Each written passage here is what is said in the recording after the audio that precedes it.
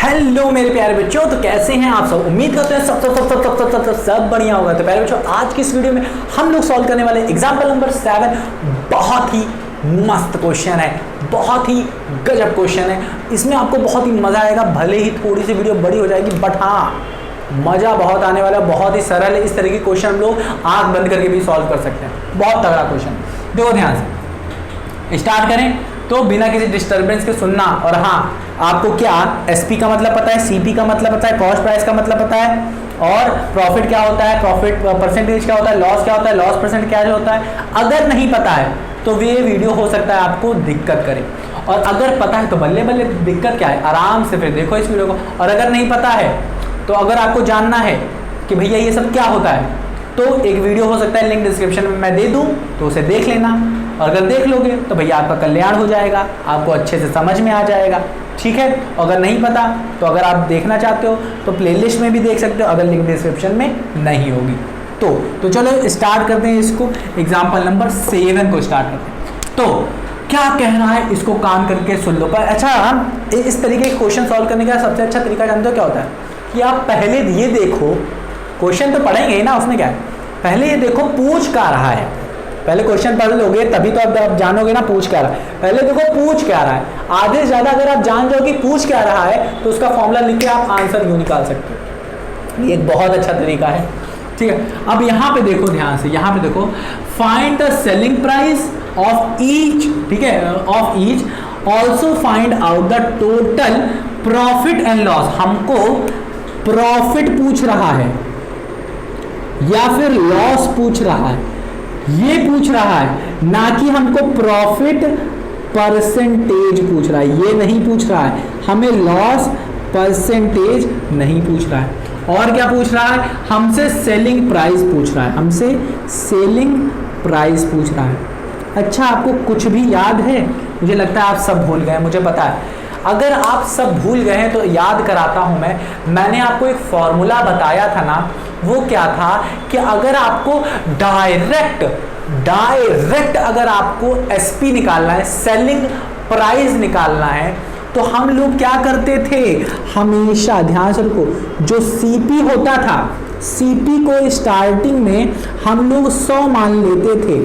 और अगर बेच रहे हो प्रॉफिट करके या लॉस करके, कुछ भी करके बेच रहे हो, तो जितना प्रॉफिट या जितना लॉस होता था उसको हम लोग इस 100 में ऐड कर देते हैं। मान लेते हैं 5% के प्रॉफिट में अगर बेच रहे हो तो ये 100% जो हमारा सीपी है वो कितने में बन जाएगा, हमारा 105% में चेंज हो जाएगा, और ये हो जाएगा हमारा एसपी। 105% हमारा एसपी हो जाएगा, ठीक है, एसपी हो जाएगा। समझ में आया कि नहीं? चलो, इतना समझ में आया।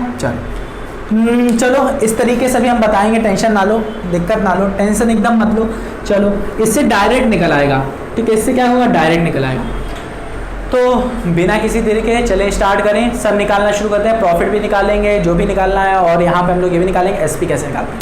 तो चलो, अब देखो, एक मीनू है जिसने खरीदा है, मीनू बॉट 2 फैन। चलो यहाँ पे ऐसे एक बॉर्डर लगा लेते हैं ताकि अच्छे से समझ में आए। 2 फैन खरीदा है फॉर कितना, 1200 रुपए में 2 फैन खरीदा उसने, 2 फैन खरीदा।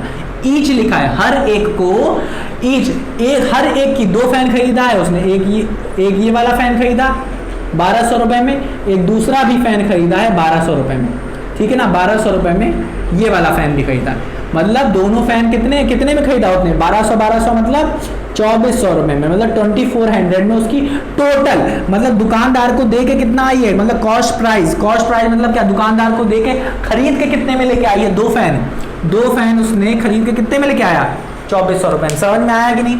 चलो, ये चीज लाइन समझ में आई, मुझे लगता है आ गई होगी आपको।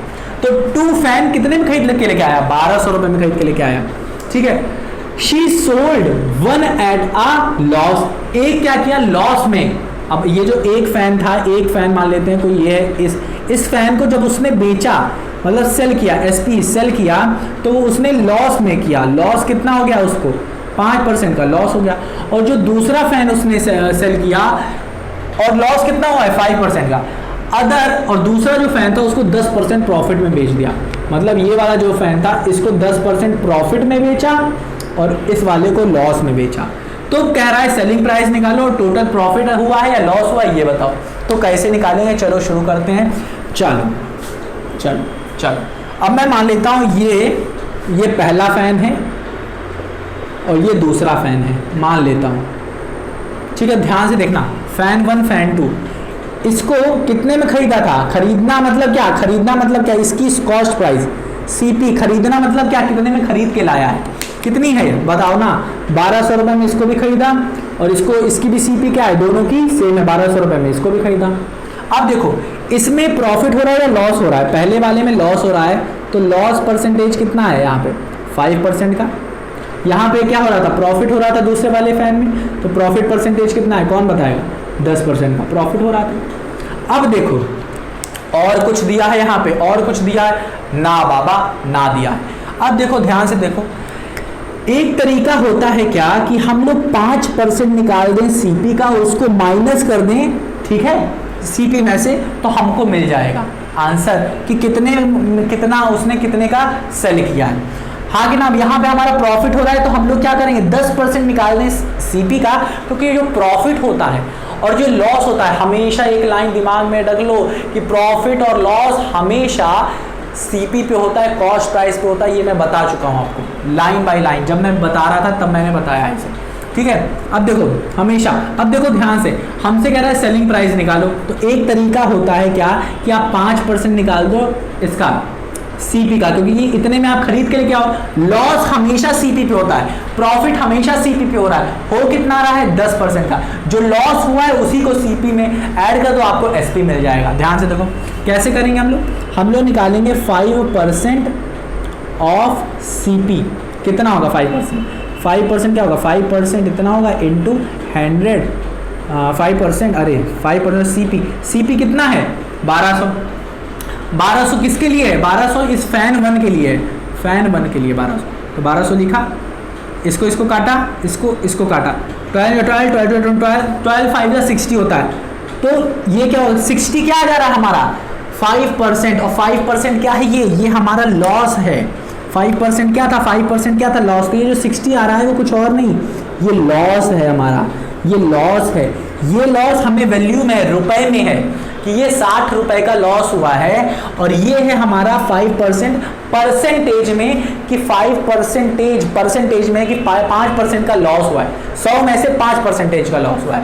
और ये 100 क्या है, 100 क्या है, ध्यान से देखो, ये 5% का लॉस हुआ है, 5% का लॉस किस पे, 100% किसका सीपी का, ठीक है।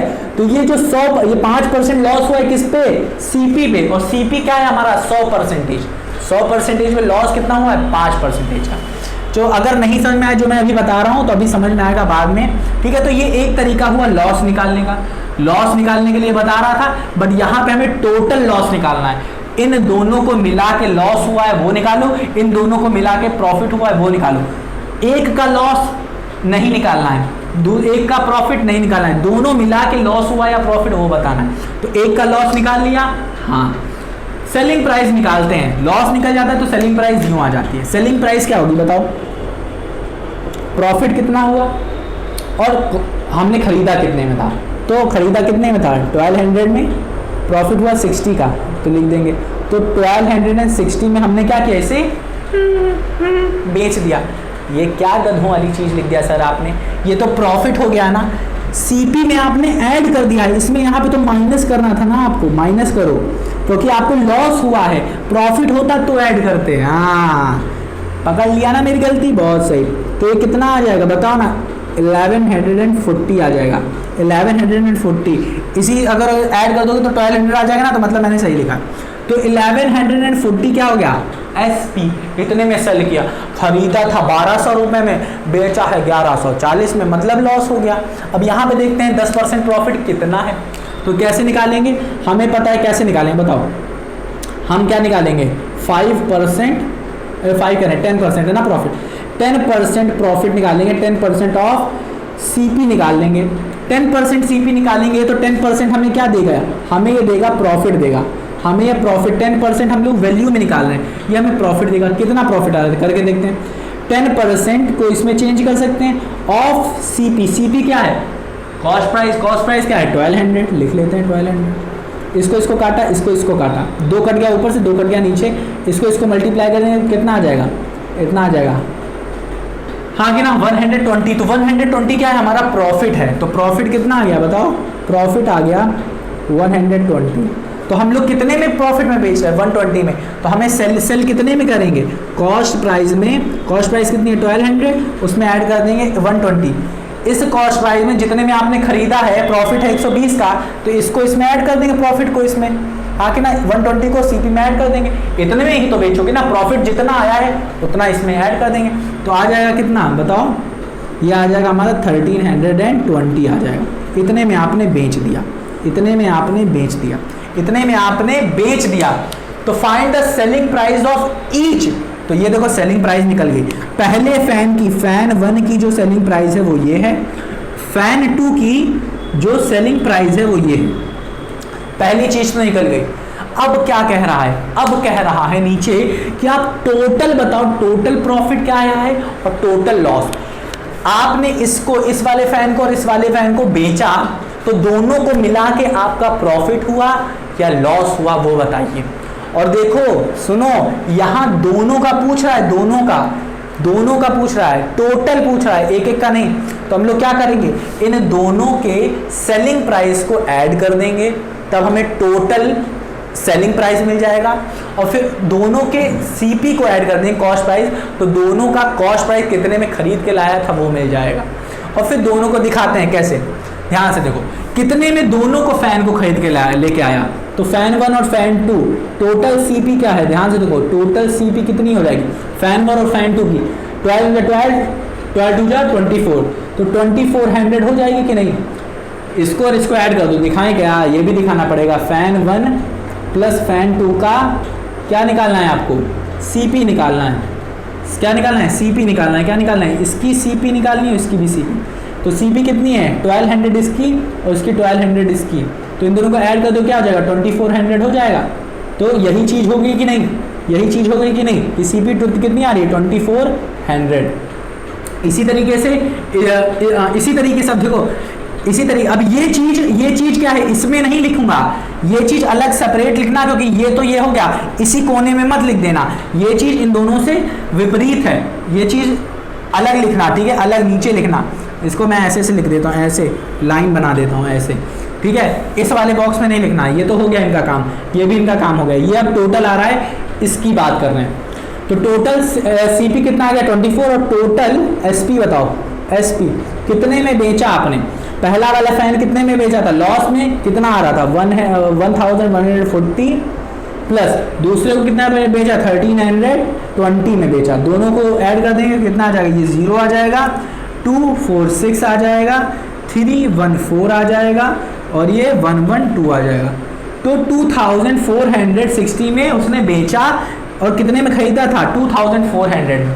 तो यहीं से हम देख के बता सकते हैं कि सिर्फ 60 रुपये उसका फायदा हुआ है, सिर्फ 60 रुपये। कैसे बताया, प्रॉफिट हुआ लॉस हुआ कैसे बताया, यहाँ पे देखो प्रॉफिट हुआ लॉस हुआ, मतलब देखना है हमें एसपी, टोटल एसपी बड़ा है या टोटल सीपी बड़ा है, नीचे टी लिख लो, टोटल एसपी या टोटल सीपी क्या होगा, एसपी बड़ा है या सीपी। ध्यान से देखो, यहाँ पे हमारा क्या है 2460, मतलब क्या है एसपी बड़ा है, एसपी बड़ा है, इसका मतलब ये क्या आ रहा है, प्रॉफिट आ रहा है, इसका मतलब क्या है, प्रॉफिट में है हम, प्रॉफिट में है हम।